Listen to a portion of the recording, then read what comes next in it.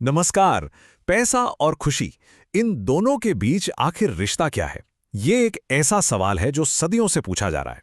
तो चलिए आज इसी सवाल की थोड़ी गहराई में उतरते हैं। ये वो सवाल है जो हम सब ने कभी ना कभी खुद से जरूर पूछा होगा, है ना? कि क्या सच में ज्यादा पैसा ज्यादा खुशी ला सकता है? तो आइए आज इसी का जवाब ढूंढते हैं। अब देखिए, इस सवाल को लेकर ना दो तरह की बातें सुनने को मिलती हैं।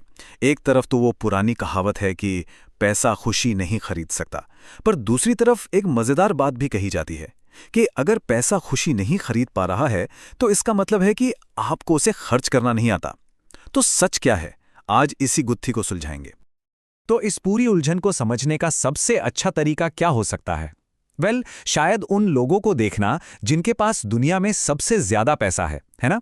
तो चलिए एक नजर डालते हैं अरबपतियों की दुनिया में और देखते हैं कि क्या उनकी दौलत उन्हें वाकई सच्ची खुशी दे पाई है। और शुरुआत करते हैं दुनिया के सबसे अमीर इंसानों में से एक एलन मस्क से। उनका एक बयान है जो सच में चौंका देता है।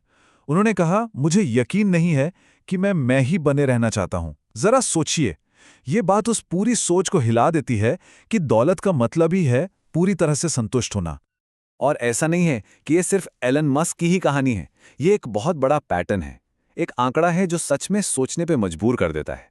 अमेरिका के लगभग आधे अरबपति, मतलब पूरे 49%, उनकी शादियां तलाक पर जाकर खत्म हो जाती हैं। और इस लिस्ट में देखिए कौन कौन है।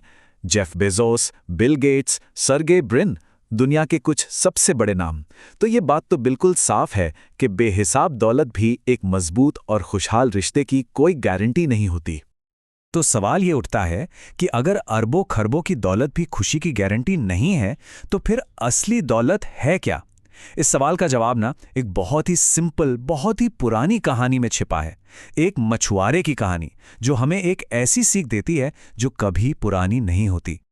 तो कहानी है एक बहुत अमीर बिजनेसमैन और एक अपनी जिंदगी में मस्त एक संतुष्ट मछुआरे की।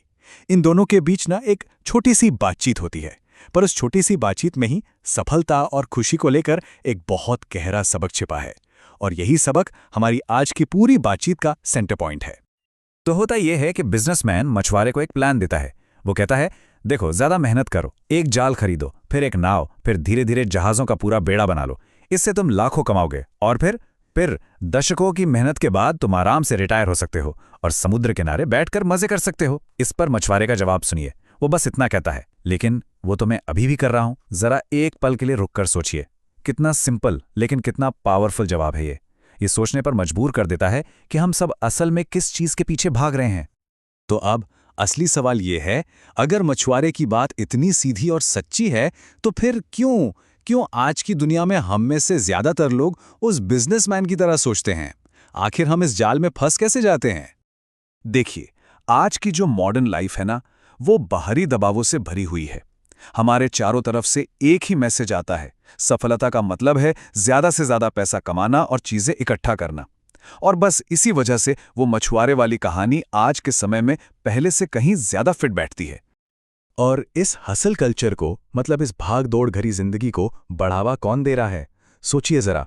सोशल मीडिया, जहां हर कोई अपनी अमीरी का दिखावा कर रहा है। वो मोटिवेशनल गुरु जो करोड़पति बनने का सपना बेचते हैं। और वो विज्ञापन जो हमें लगातार कुछ ना कुछ नया खरीदने के लिए उकसाते रहते हैं। और इस माइंडसेट को बनाने के लिए किस तरह की भाषा का इस्तेमाल होता है, उसका एक उदाहरण देखिए। ये एक बहुत ही तीखी और सच कहूं तो शर्मिंदा करने वाली बात है। कहा जाता है, अगर आप 30 साल से ऊपर के हैं और 1 करोड़ रुपए नहीं कमा रहे हैं तो आपकी जिंदगी में कुछ बहुत बहुत गलत है। मतलब सोचिए जरा इस प्रेशर को। अब ये सब बातें हमें उस एक आखिरी सबूत की तरफ ले जाती हैं। एक ऐसा सबूत जो उन लोगों से मिला है जो अपनी जिंदगी के बिल्कुल आखिरी पड़ाव पर थे। ऑस्ट्रेलिया में एक नर्स थीं, ब्रॉनी वेयर। उन्होंने कई साल पैलिएटिव केयर में काम किया। मतलब वो उन लोगों की देखभाल करती थीं जो अपनी जिंदगी के आखिरी दिनों में थे। और वहां उन्होंने उन लोगों के आखिरी अफसोस, उनके आखिरी पछतावों को रिकॉर्ड किया। ये शायद इस पूरी बातचीत का सबसे गहरा और जरूरी हिस्सा है। तो लोगों को सबसे ज्यादा अफसोस किन बातों का था? सुनिए। नंबर 1, काश मैंने वो जिंदगी जीने की हिम्मत की होती जो मैं सच में जीना चाहता था, न कि वो जो दूसरों ने मुझसे उम्मीद की। नंबर 2, काश मैंने इतनी ज्यादा मेहनत न की होती। नंबर 3, काश मुझ में अपनी भावनाओं को जाहिर करने की हिम्मत होती। नंबर 4, काश मैं अपने दोस्तों से जुड़ा रहता, और आखिर में काश मैंने खुद को और खुश रहने की इजाज़त दी होती। और इन सारे पछतावों में जो एक बात बिल्कुल कॉमन थी, जो सबसे ज़रूरी बात थी, वो ये कि अपने आखिरी पलों में एक भी इंसान ने इस बात का अफसोस नहीं किया कि काश मैंने और ज़्यादा पैसा कमाया होता। एक भी नहीं। ये एक ऐसी सच्चाई है जो एक झटके में हमें ये सोचने पर मजबूर कर देती है कि हम अपनी पूरी ज़िंदगी आखिर लगा किस चीज़ में रहे हैं।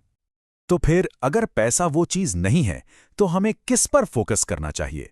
ये सवाल हमें एक अमीर जिंदगी को, एक रिच लाइफ को देखने के एक बिल्कुल नए नजरिए की तरफ ले जाता है। और एक ऐसा ही नजरिया है मिनिमलिज्म।